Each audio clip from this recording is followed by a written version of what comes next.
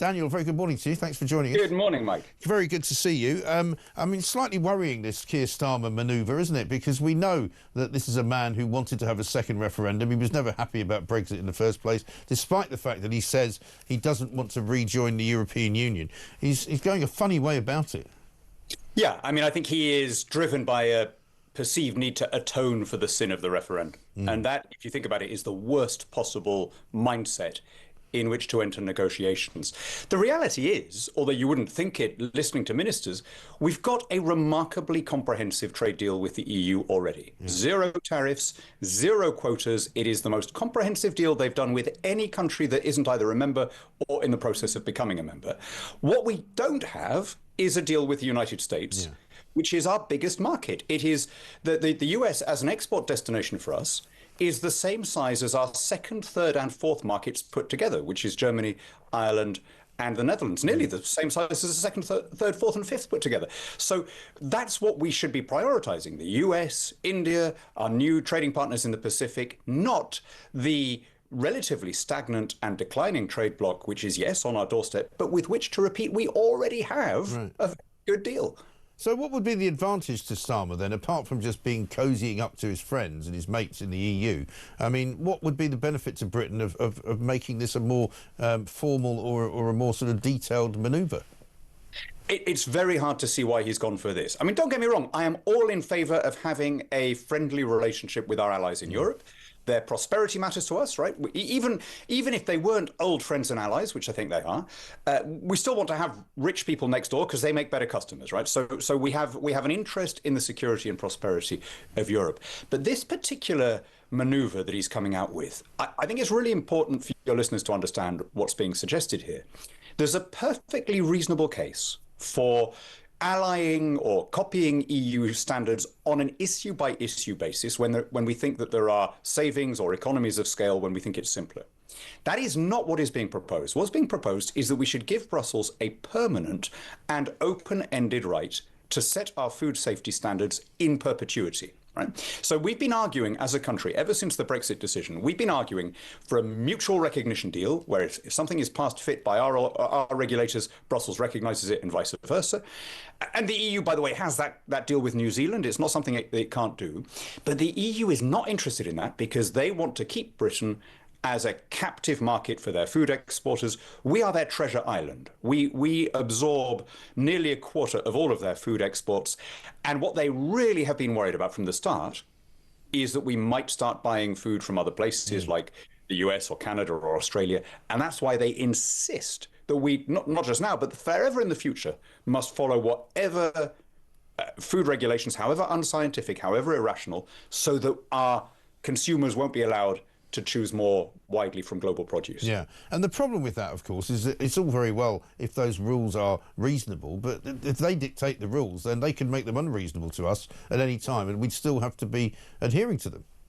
Yeah, I mean, what the Americans, and not just the Americans, but the Canadians, the Indians, the Australians, and everybody else says is, why don't you, now that you're an independent country, Britain, why don't you just follow the global rules which are based on science? Why do you adopt these extra anti-scientific EU rules, which have been condemned by the World Trade Organization and indeed condemned by the EU's own scientific advisory body as economic protectionism masquerading as science?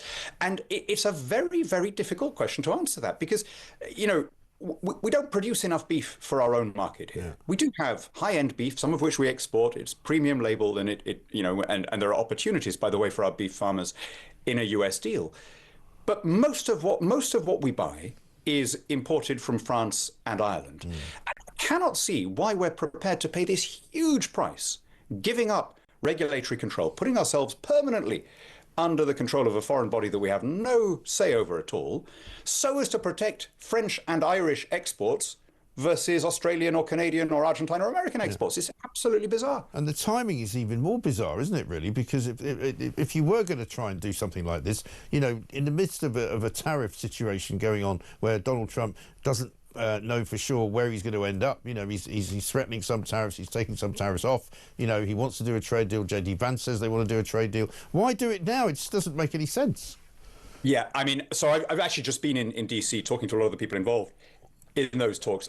My guess is that there will be a trade deal. Yeah. And I think it will be enough to avoid the 10% tariff. And let me say now, by the way, you might not want to hear this, but I'm going to try and be generous. If Starmer can pull that off, I will take my hat off to him. Right? If he can do that, we shouldn't be churlish. We shouldn't be grudging. Right? But it will be a thinner deal than it might have been because of this obsession that he and Peter Mandelson and the British Civil Service have about aligning with EU good standards in general and food standards in particular. And there's really no need for this. We don't export nearly as much. What we export to Europe is fractional compared to what we import from them. And any gains that they think that they are getting in terms of keeping the Irish border more open or whatever, all of that could be easily secured simply by saying we are happy to recognise either EU or UK standards on our own territory. I think that'd be a really good thing to do, right? Have some regulatory competition. If we did that, that would answer all of the technical problems that they think they have over Ireland. But of course, the EU doesn't want that because they want to keep us as their treasure island. They want to keep us as their captive market. They don't want us buying from the rest of the world. No, it's a very strange situation. And your piece, which says that the EU doesn't care about our food safety, this is really all about just, protectionism at the end of the day, protecting the EU and protecting their own interests, isn't it? It's not about helping us, really. Sure. I mean, we had the horse meat scandal in Romania. We've had, foot and mouth in Europe. But we don't say that we are at risk from EU food because we basically think we've been eating it for 50 years and it's okay. And they know that is true the other way around as well. So this is nothing to do with food safety. This, right from the beginning, all of the moment that the Eurocrats accepted that Brexit was actually going to happen, they became obsessed with keeping us as an imprisoned market. And all of the rows we've had about chlorinated chicken and, there's more chlorine in a bag of salad. I mean, I never thought I'd hear that phrase again, I have to say. Right, because it's a non-issue invented to try and stop us doing trade deals that cover food.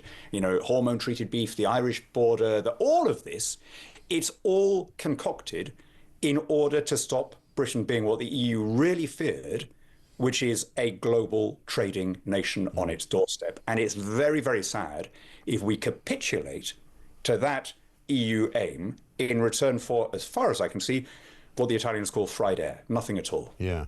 And just one final one. Since you've been in DC recently, I don't know whether you're able to answer this, but Keir Starmer wanted to try and set himself up as a sort of bridge to America from the EU through the UK. Did you get any sense that that's what people see him as there? I mean, he's had to overcome a certain presentational difficulty with Trump, right? Trump sees him as woke, as weak, as anti-free speech, and also as a loser who's behind in the polls, right? All of the things that Trump despises. Right. But I have to say, credit to him, a lot of other countries responded to these Trump tariffs by announcing tariffs of their own.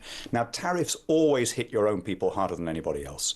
If somebody else shoots himself in the foot, you should not respond by blasting off a couple of your own toes by way of retaliation.